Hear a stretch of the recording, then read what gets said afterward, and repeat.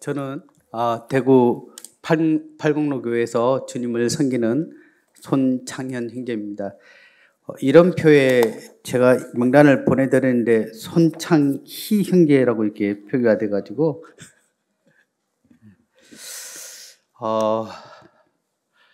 제가 어제부터 이렇게 제 몸에 뭔가 이상이 좀 생기는 것 같아서 어제 그 간담회를 하는데 가슴이 두근두근 뛰더라고요. 그래서 이렇게 심장이 크게 뛴 적이 없었는데 보니까 강당 2층에서 농구를 했던 모양이더라고요. 그 농구공이 바닥에 튀일 때마다 쿵 소리가 나니까 제 심장이 뛰는 것 같더라고요. 그래서 제가 우스갯소리를 얘기를 했는데 제가 주님을 믿고 이렇게 예배에 동참을 빠진 적이 별로 없는데 오늘은 그 많은 형제님들이 예배에 동참을 한다는 소식을 듣고 초긴장을 하면서 텀을 들여서 마이크를 잡고 기도를 해야겠다 작정을 했는데 놓쳤습니다. 1시간 내도록 긴장을 하다 보니까 그 텀을 제가 긴장을 하면서 언제 기도를 하지? 언제 저것이 텀이 들어가지? 라고 했는데 심지어 떡과 잔이 나눠지는 순간까지도 감사 기도를 하면서 아마 저희 그 팔국로 교회에서 오셨던 형제님들이 대부분 다 예배 시간에 동참을 하시는 분인데 제가 보니까 저만큼 아무도 기회를 얻지 못한 것 같아서 예배를 이렇게 뜨거운 그 마음으로 드려진 이 모습에 또 한번 도전을 이렇게 받게 됩니다. 다시금 그 지난 5월 31일, 6월 1일 이틀에 이제 저희 1차 성도님들이 이제 방문을 하게 됐고요. 또 저희들이 2차 이렇게 방문을 하게 됐는데 정말 뜨거운 사랑으로 맞이해 주시고 섬겨주신 그 성도님들께 다시 한번 감사를 드립니다.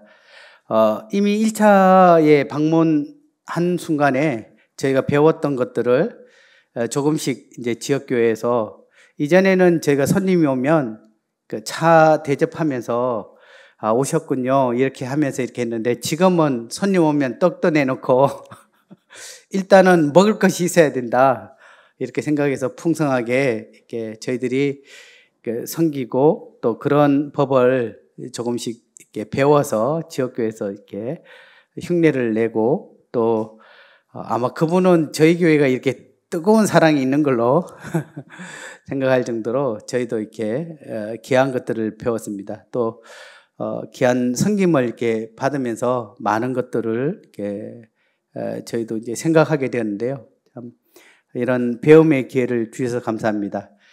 실제적으로 이제 오늘 그 강란에 올라와서 교제를 나누는 것도 부담이 되어서 사용을 했는데 장로 형제님들이 이것 또한 교제다라고 하셔서 오늘 이렇게 부득이 이렇게 단에 올라오게 됐습니다. 오늘은 주님이 이제 제 상 가운데 함께 하셨던 그러한 이렇게 제 개인적인 간증과 더불어 시간이 허락되면 주신 말씀들을 짧게 나누어 보려고 합니다. 제가 누구인지 알고 계시는 분들도 있고 또 이렇게 잘 모르시는 분들도 있는데요. 저는 그 대구에서 태어났습니다. 대구에서 태어났고 1970년생이고요.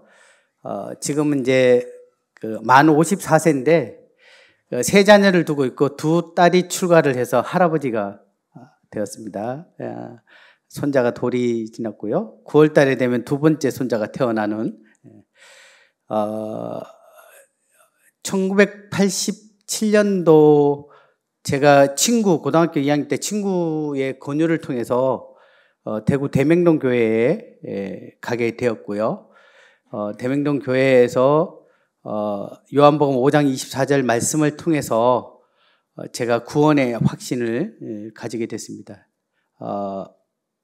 그때 제게 복음을 전해 주셨던 분이 대구 팔공로 교회에 사역을 이렇게 전임 사역을 하셨던 노광호 형제님께서 학생부 이렇게 책임 장로셨는데 그때 제가 갔을 때 제게 복음을 전해 주셔서 제가 형제님을 통해서 복음의 확신을 갖게 되어졌습니다.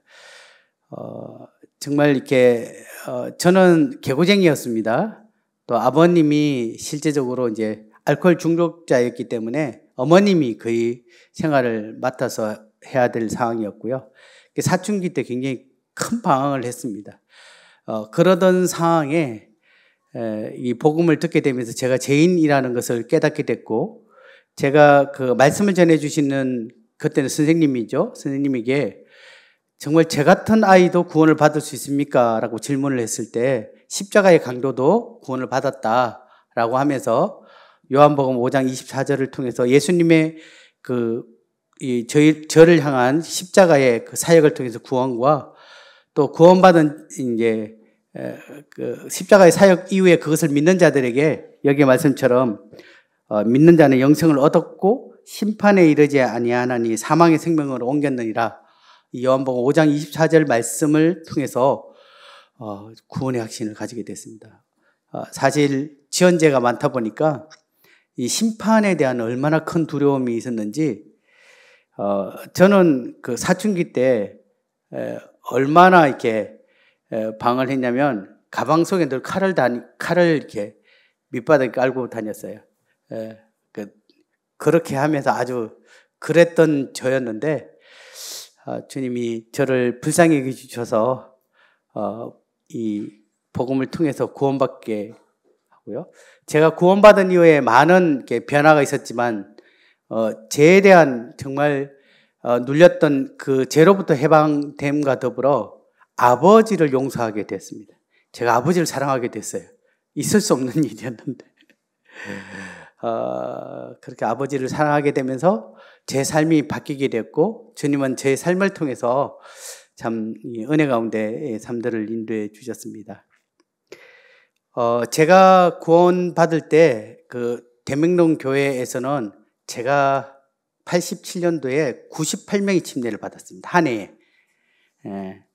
참고로 저희 집사람도 저와 침례 동기인데 제가 침례 한 번 받을 때 저희 때 23명이 받았고요. 2달 전에도 20여 명, 2달 이후에도 20여 명, 그 전에도 막 계속 이어서 침례가 이루어졌습니다. 정말 하나님께서 얼마나 놀랍게 복음 역사를 했는지 그 예배당에 처음에 들어갔을 때는 그렇게 사람이 많지 않았다라고 생각되어졌는데 연말 되어져서는 신발장 위에 사람이 서서 예배를 드려야만 되는, 그래서 늦게 가면 예배 드릴 장소가 없습니다. 그럴 정도 하나님께서 놀랍게 역사해 주셨고, 그래서 지역교회 그 대명로교회 섬겼던 장로 형제님께서는 이게 대구시 전경인데요. 대구시가 지금 그때 당시 한 200만 명이 넘었고 지금은 240만 명에 육박한 지역인데 당시에 87년도에 교회가 2곳밖에 없었습니다. 뭐 대봉동 지금 중부교회고 그 다음에 중부교회에서 나온 제가 속했던 대명동교회 2곳밖에 없었기 때문에 그 장로 형제님은 이제 그 구지역에 달서구가 인구가 60만 명 가까이 되는데 구지역에 하나씩 교회가 세워졌으면 좋겠다 이렇게 하시고 기도하시면서 4년 단위로 교회를 이렇게 개척해야 될 것을 이렇게 기도 제목으로 내셨고요. 90년도에 대구 남부교회가 개척이 되었습니다. 남부 지역 끝에. 그 다음에 94년도에 팔공로 전신인 북부교회가 개척이 되어졌고요. 98년도에 대구 강북 칠곡 지역의 강북교회, 그 다음에 2001년도에 성서교회, 그 다음에 시지교회, 이렇게 이제 지금 뭐 달서교회까지 포함해서 대명동 교회를 통해서 주님은 그 4년 단위 때로는 이제 교회에 대구에 8개 구가인데 지금 9개 구가인데 8개 지역에 교회가 지금 있는 걸로 알고 있습니다. 그렇게 주님이 이렇게 교회를 이렇게 개척도록 했는데요. 제가 속해져 있던 이 팔공로 교회는 94년도에 개척이 되어졌습니다. 그때 이제 제가 70년생이라니까 94년도면 제가 이제 25살, 우리나라 나이 25살, 만 23살 조금 지나자 됐는데, 결혼을 앞둔 상태에서 제 아내와 더불어, 북부교회가 3월 달에 개척됐고, 제가 4월 달에 결혼을 했거든요. 그래서 개척에 함께 기도 가운데 동참하게 되어졌습니다. 당시에 구도자를 포함해서 16분이 개척이 되어졌고요. 90년도 대구 남부교회는 36명이 개척이 됐는데, 저희 때는 이제 많은 분들이 이제 동참치는 않았지만, 주님이 이제 그 대구 북부 지역의 교회를 개척을 하게 했습니다. 정말 주님께서 그 첫 해에 19분이 침례를 받도록 영혼들을 더해 주셔서, 94년도부터 이 북부교회가 조금씩 하나님께서 영혼들을 더해 주셔서 식구들이 조금 더하게 되어졌고요. 하나님께서는 이제 제게 99년도에 하나님께서는 누가복음 말씀을 통해서 하나님께서 저를 부르고 계심을 이렇게 소명의 말씀을 듣게 되어졌습니다. 너무나 이제 그 식구들이 이제 참 사랑을 나눌 그런 뜨거운 시기에 주님이 이 말씀을 통해서 제게 부르셨을 때, 저는 그 말씀을 보자마자 얼른 성경을 거의 집어 던지다시피 제가 성경을 왜 그러냐면, 정말 이렇게 하나님의 부르심에 대한 감사함도 있었지만, 저는 굉장히 나이가 어렸고 20대였기 때문에 나이가 어렸고 또 제가 그것을 감당할 수 있는 그런 역량이 되지 않았습니다. 또 무엇보다 이 개척이라는 것이 엄청나게 쉽지 않다, 고생을 많이 하게 된다라는 것들을 잘 알고 있었기 때문에 도저히 그 부분들이 자신이 없었습니다. 하지만 이제 당시에 경상도 지역에 경상남북도 울산광역시, 대구광역시, 부산광역시, 영남 지역에 세 개 시에 그 교회가 없었습니다. 전라도는 군 단위의 교회가 있는데요. 저희는 군 단위에는 교회가 없습니다. 시 지역 중심으로 있는데 거기에 이제 그때 당시에 사천시, 그 다음에 제가 개척하게 될 상주시, 문경시가 교회가 없었고요. 뭐 군 단위는 더 없었던 상황이었습니다. 근데 주님께서 말씀을 통해서 제게 상주시로 그러니까 교회를 이렇게 개척하도록 제게 말씀을 주셨습니다. 제게 주셨던 말씀이 누가복음 9장 말씀인데요. 제가 읽겠습니다.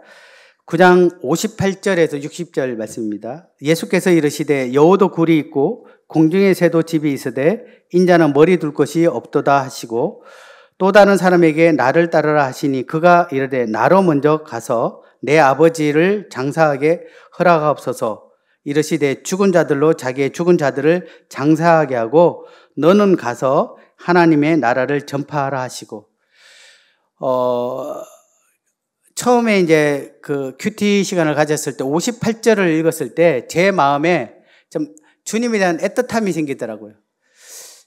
주님이 머리 둘 곳이라면 보통 교회를 이렇게 생각을 하는데, 참 주님이 머리 둘 곳이 없구나, 이렇게 애틋하면서, 참 주님은 얼마나, 저는 이제 집이 있으니까, 가정이 있으니까 편히 쉬는데 주님 마음은 어떨까, 이렇게 애틋한 마음이 들면서 59절, 60절을 읽는 순간에 주님이 제게 너는 가서 하나님 나라를 전파하라고 할 때 정말 큰 망치로 제 머리를 휘어치는 듯한 그런 제게 강하게 주님을 말씀하셨어요. 그래서 저도 모르게 성경을 집어던져, 이게 뭔가 이게 이 신호가 잘못 온 것 같다라는 생각이 들 정도로, 그러면서 다시 말씀을 펴기가 너무 두려웠습니다.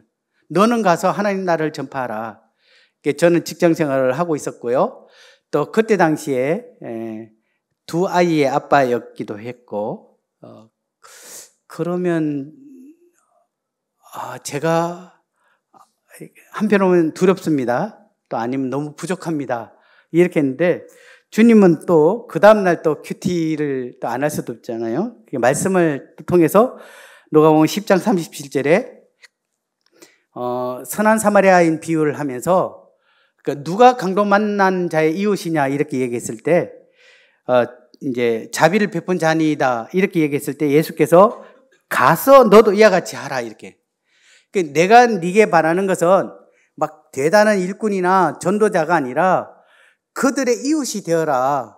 그래서 제가 늘 아내에게 얘기합니다. 우리는 살러 온 사람이야. 경상도 말로 쌀이라 하니까 그냥 그곳에 머물면서 그들과 함께 아프면 치료하고 또 복음을 전하고 함께 사랑을 나누는, 그래서 이사 가자 이렇게 표현을 했습니다. 중간중간 많이 힘들 때 주님이 이 말씀을 그냥 그곳에 그냥 머물라라고 했기 때문에 대단한 일을 지키는 것이 아니라 주님과 함께 더불어 그곳에 이렇게 뭐 연고자가 없었지만 그곳에 상주에 주님이 저를 보내주셨습니다.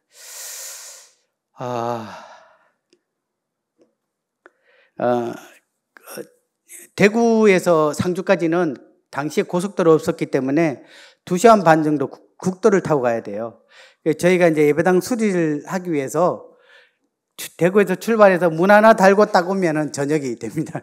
그럴 정도로 지금은 이제 고속도로가 나서 이제 시간이 덜 걸리는데 그때 당시에는 굉장히 그렇습니다. 그래서 교회 이제 개척할 때 제 나이 이제 30대 초반이었고요. 그다음에 이게 두 딸과 더불어 단신 가정으로 상주시로 가게 되어졌습니다. 오른쪽은 이제 거기서 아들이 태어났어요. 그러니까 만삭된 상황에서 저희가 교회를 시작하게 되었고요. 거기서 아들이 태어나서 저희가 상주교회에서 조금 시간이 지난 상태에서 이제 두 번째 사진을 찍었는데 얼마나 참 이렇게 상주시도 이제 뭐 이전에 그 모 대통령께서 그쪽으로 도로를 하려고 하니까 뭐 사람들이 반대해서 도로가 옆으로 지나가면서 발전이 안 됐다라고 할 정도로 양반의 도시 아주 혈연, 학연, 지연이 똘똘 뭉쳐져 있는 곳이기 때문에 저희도 우스개로 얘기합니다. 여기 서울대가 어디 있어? 이렇게 얘기하면 저기 서울에서 이사 온 사람 이렇게 손가락질 하는데 25년 전에 이사 온 사람이에요.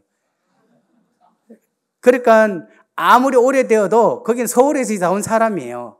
대부분 사람은 그곳에서 할아버지, 아버지로부터 쭉 이어져 왔던. 그래서 제가 실제적으로 이제 그곳에 갔는데 슈퍼에서 물건을 사면 반겨주잖아요. 어서 오세요. 인사도 안 해요. 교회에서 온 사람이라는 걸 알아서 그런지. 또 더 놀라운 것은 보통은 대형마트 홈플러스가 저희가 왔거든요. 대형마트가 들어서면 인근 상가가 다 가게를 문 닫잖아요. 왜냐하면 가격이 사니까. 근데 홈플러스가 망했습니다. 대형마트가 그냥 망해버리고 여전히 100원 더 비싸도 거시기 집 가서 물건 사주는 거예요. 그런 도시였습니다. 근데 복음을 너무 전하고 싶은데 복음을 들어줄 사람은 없고 또 성도들도 아무도 없는 상황에서 저희 어머님이 그 아들이 어떻게 사는지 궁금하잖아요. 그래서 대구에서 이 버스를 타고 딱 왔는데 성도 1명, 저희 집사람이 성도고요. 구두자 2명, 저희 딸 2이. 그러면서 제가 설교하는 모습을 보고 어머님이 예수님을 안 믿으셨는데 덜썩 주저앉으신 거예요. 대학 나오고 직장 잘 다니는 아들이 여기서 어떻게 살까. 그러면서 어머님 마음이 굉장히 상심되어졌는데 어떤 형제님께서 구원받아야 아들 돕는 거다 이렇게 얘기하셔서 어머님께서 구원이 뭔지는 모르지만 아들을 도우려면 구원을 받아야겠다라고 해서 제가 3일 반낮 어머니에게 복음을 전했습니다. 그래서 상주교회 첫 열매는 대구에 있는 저희 어머님이 구원을 받으셨어요. 그래서 저희 어머니 구원을 받고 대구로 가셨는데 때마침 이제 제가 다녔던 대명동 교회에 가셔서 침례를 받으시고 어머님이 다시 오셔서 이제 저희 아들 산후조리를 도와줬거든요. 어머님이 예수님 믿고 그 다음에 저희 아버님을 전도하셔서 아버님이 침례를 받고 또 저희 형님이 구원을 받고 그래서 지금은 이제 저희 어머님과 아버님은 이제 이게 돌아가셨고요. 저희 형님과 함께 저희 교회에서 지금 주님을 섬기고 있습니다. 참 주님은 놀랍게 자신의 말에 순종되어졌던 제게 이 가족의 구원이라는, 그전에 얼마나 복음 전하고 어머님에게 애써서 했는데 전혀 가족들이 마음을 안 열었는데, 하나님 참 놀라운 방법을 통해서 저희 가족들을 구원으로 주셨던 모습들을 보면서 은혜가 되어졌습니다. 그러면서 주님은 한 영혼 한 영혼을 더해 주셔서 조금 외롭지 않는 그런 상황이 되었는데, 주님은 제게 다시 이 상주시를 떠나서 미개척 시인 문경으로 저희 가정을 또 보내셨습니다. 문경교회에 시작 예배를 드릴 때는 그곳에 계시는 모치님 한 분과 자매님 두 분과 더불어 저희 가족이 이렇게 함께 교회를 시작을 하게 되었고요. 참 주님께서 상주에 10년 동안 주님을 섬기고 경험되어졌던 것이 이제 문경에서는 조금 더 나이도 있어서 그런지 복음을 전하기가 조금 더 용이했습니다. 그렇게 복음을 전하는 중 성도들이 더해졌는데 코로나가 오게 되어졌죠. 코로나가 오게 되어지면서 이 좁은 예배당이 작았기 때문에 좁은 장소에 저희들이 참 모이는 것이 쉽지 않았습니다. 이렇게 성도님들이 마스크를 쓰고 이렇게 뭐 거리두기 한다 해도 거리두기 자체가 불가능할 정도로 벽쪽에 붙고 화장실 위에 앉아 있고 뭐 옆에 흩어져가 있어도 매주마다 공무원들이 찾아와서 사진을 찍어요. 어떻게 다른 교회는 사람들이 코로나 때문에 교회도 오지도 않는데 여기는 계속 사람들이 늘어나느냐. 그런 중 저희가 할 수 없이, 선택의 여지 없이 저희가 다른 장소를 구해야 되는 상황이 됐습니다. 근데 교회가 이미지가 그렇잖아요. 코로나일 경우는 상가가 교회가 들어온 걸 싫어했고요. 그나마 이제 상가에 들어가려면 월세가 150만 원 정도 드니까 저희 형편으로는 어려운 상황인데, 저희 성도님들이 기도 가운데 건물을 이렇게 매입하고자 기도했습니다. 그리고 주님이 건축을 이렇게, 돈도 없는데 매달 월세를 내는 것도 부담이 되었던 그런 상황이었지만, 성도님들이 참 믿음으로 또 기도하고 또 주님을 바라보면서 저희가 늘 모일 때마다 기도하고 일하면서 주가 일하시네 찬송을 했거든요. 주가 일하시네, 주가 일하시네. 그러니까 아무것도 없지만 주님이 일하시면, 그래서 주님께서는 참 놀랍게 이제 교회를 이렇게 예배당을, 낡은 예배당이지만 예배당을 사서 리모델링을 하고 저희가 이제 이렇게 건축을 하게 해서 코로나 기간 동안 주님이 이렇게 교회를 이렇게 건축을 하게 하셨습니다. 2달 동안 주님이 3억이 필요했는데 주님이 최근 이렇게 얼마 전에 이제 갔었는데 같이 사진도 찍었는데요. 주님이 3억을 2달 동안 채우셨어요. 그리고 건축 보고를 할 때 7만 5천 원이 남았습니다. 저희는 대출 자체가 불가능한, 저는 대출을 쉽게 되는 줄 알았는데 식구가 작은 교회는 대출을 안 해주더라고요. 그래서 전적으로 주님이 100% 주님께서 일을 하셔서 이렇게 주님께서 이렇게 건물을 완공케 하셨습니다. 근데 지금 제가 팔국로 교회라고 소개를 했는데 왜 지금 이전 교회 얘기를 하느냐? 그렇습니다. 이 건축하는 과정에서 대구 그 노광호 형제님께서 이제 자신의 이제 성도들과 약속한 은퇴를 약속을 하셨기 때문에 저를 후임으로 생각을 하시고 제게 대구로 왔으면 좋겠다라는 기도해 볼 것을 얘기했을 때 제가 대답은 어른한테 아니 지금 건축을 해가지고 지금 한참 건축을 해야 되고 이곳에 지금 이렇게 되는데 저보고 오라는 것이 말이 됩니까? 라고 하고 싶었는데 그 말을 못했습니다. 네, 기도해 보겠습니다. 이렇게 그냥 예의상 이렇게 했는데 주님은 제게 말씀을 주시더라고요. 그래서 골로새서 1장 24절 25절 말씀인데요. 사도 바울이 골로새 성도들에게 쓴 편지죠. 나는 이제 너희를 위하여 받는 괴로움을 기뻐하고 그리스도의 남은 고난을 그의 몸된 교회를 위하여 내 육체에 채우노라. 내가 교회의 일꾼 된 것은 하나님이 너희를 위하여 내게 주신 직분을 따라 하나님의 말씀을 이루려 함이니라. 저는 하나의 꿈이 있었습니다. 꿈은 뭐냐면 제가 상주에 일꾼을 세워놓고 상주교회를 떠나고 문경교회를 개척을 하게 됐고요. 문경교회를 개척하면서 그곳에 일꾼이 세워지면 저는 다시 고향으로 돌아와서 이전에 주일학교를 섬겼던 그냥 함께 그렇게 섬기고 싶은 마음이 있었습니다. 그래서 일꾼을 세워놓는 일에 제가 교회의 주력적인 어떤 그런 일이었습니다. 그래서 제가 문경교회로 갈 수 있었던 것은 상주교회에 일꾼이 있었기 때문이었고요. 근데 주님께서는 제게 이 너의 남은 생애를 주님의 몸된 교회를 위해서 네 육체에 좀 채워야겠다. 그렇게 얘기를 하면서 주님, 제 꿈은 이곳의 교회를 완성케 하고 자연스럽게 대구로 돌아가는 건데 제가 대구로 가서 계속 주님의 교회를 섬기는 역할을 한다면 저 싫어요. 이렇게 주님 앞에 기도했는데 주님은 아니다. 그것은 네가 선택할 여지가 아니다. 나는 너에게 너의 꿈과 다르지만 너의 삶을 통해서 나는 여전히 일을 맡기겠다라고 주님은 제게 말씀을 하셨고요. 그래서 주님, 제가 이곳에 지금 필요하지 않습니까? 제가 지금 있어야 될 곳입니다. 이렇게 했지만 주님은 여기 25절 말씀처럼 사도 바울이 너희를 위하여 내게 주신 직분을 따라라고 했던 것처럼 이곳에 또한 그들을 위해서 너가 섬겨야 될 역할이 있을 것이다. 이렇게 말씀을 주셔서 제가 주님 앞에 그 말씀에 순종하게 되어졌습니다. 대구에 와서도 많이 힘들었어요.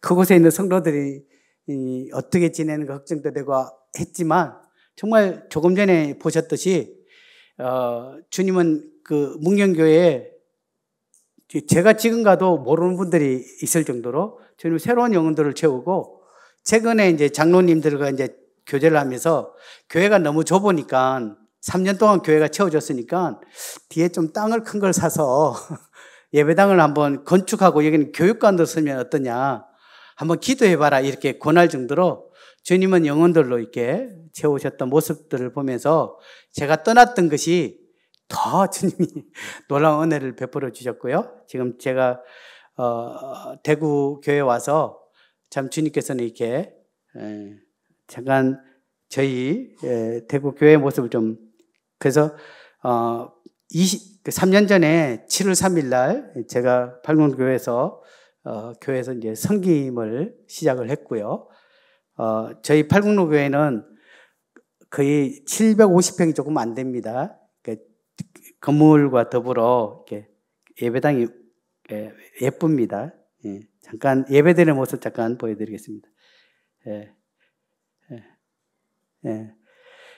성도님들이 함께 예배를 드리는데 저희들도 이제 그 한 예배당이 다 모여서 예배 드리는 게 조금 좁은 면이 있어서 예배 그 말씀도 저희가 1부, 2부 나누어서 9시 반에 1부 또 11시 반에 2부 이렇게 나누어서 이렇게 말씀을 전하고 있고요.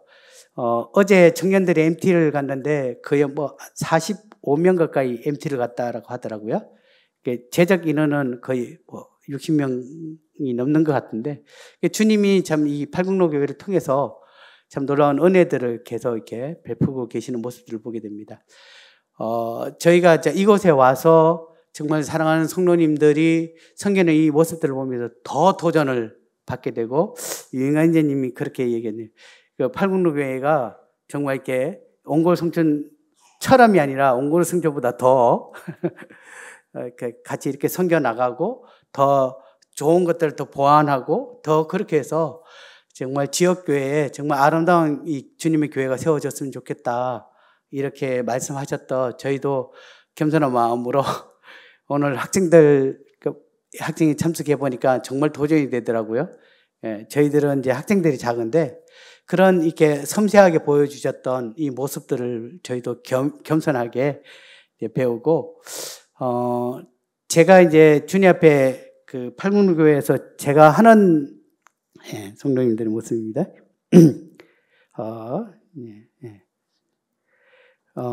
마지막 제 비전은 제가 팔국교회에서 계속 머물면서 성도님들을 섬겨 나가는 것이 아니라 저를 뛰어넘는 또는 정말 귀한 그 다음 세대의 일꾼들이 이 교회를 이끌어 갈 수 있도록 그 이제 디딤돌 역할들이 되는 것이 제 꿈입니다.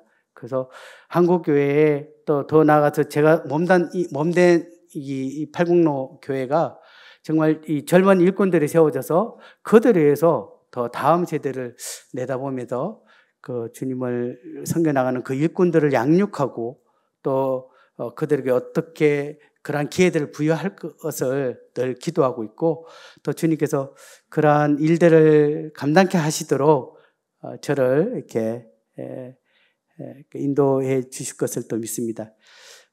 참고로 이렇게 두 딸과 이제 늦둥이 아들이 이제 뱃속에서 시골에 태어났는데 주님께서는 정말 저를 대구로 보내주셔서 두 딸을 시집을 보냈어요. 두 딸을 시집을 보내고 또 자녀들 3명을 다 대학까지 다 보내고 주님은 참 놀랍도록 제 가정에도 그 건축하는 과정에 저도 10원 하나 없었거든요. 제가 시골 교회를 팔았는데 빌라를 팔았는데 4,100만 원을 받았어요. 그게 제 전 재산이었는데 주님은 저를 이렇게 대구로 보내주셔서 그 아파트를 이렇게 경매로 이렇게 허락해 주시고 또 자녀들도 다 출가 이렇게 막둥이 하나 남았지만 출가하도록 했고 또 주님은 참 제 개인적인 삶 가운데서도 참 놀라운 은혜를 베풀어 주셨을 뿐 아니라 교회 가운데서도 주님이 참 이런 은혜들을 이렇게 베풀어 주셨던 것을 보게 되면서 우리는 단순히 그냥 주님 말씀에 순종했을 뿐인데 주님은 제가 생각했던 것 이상으로 넘치도록 저희 가정에도 구원의 역사들을 일으켜 주시고 또 하나님은 모든 걸 먹을 걸 입을 것 필요들을 다 채워주시고 또 선하게 인도해 주셨던 그 주님을 바라보게 됩니다. 온골 성도님들도 제가 봤을 때 저보다 더 참 놀라운 헌신들을 하고 계시는데 정말 주님이 채우시고 주님이 함께 하시고 결코 주님은 저희들을 손해보게 하시는 분이 아니세요. 더 넘치도록. 저희가 아이 보고 과자 하나 이렇게 하면은 하나 넣어달라고 하잖아요. 근데 그 과자 누가 사준 거예요? 근데 애가 과자 주면 어떻게 해요? 너무 마음이 기쁘잖아요. 그러면 뒤에 어떻게 해요?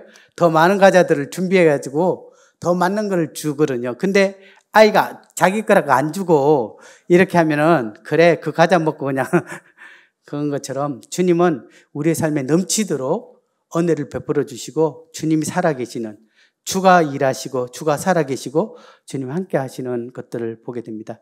어쨌든 그 성평교회 성도님들의 사랑을 듬뿍 받고 또 성도님들이 보여주셨던 그 뜨거운 교회를 향한 그 헌신들을 정말 이렇게 마음에 담고 저희 또한 그러한 사랑들을 몸된 또 지역 교회에 가서 또 함께 섬겨 나가며 또 주님께서 또 우리 가운데 베푸실 그 주님의 놀라우심을 바라보기를 원합니다. 이상으로 제 시간을 마치도록 하겠습니다.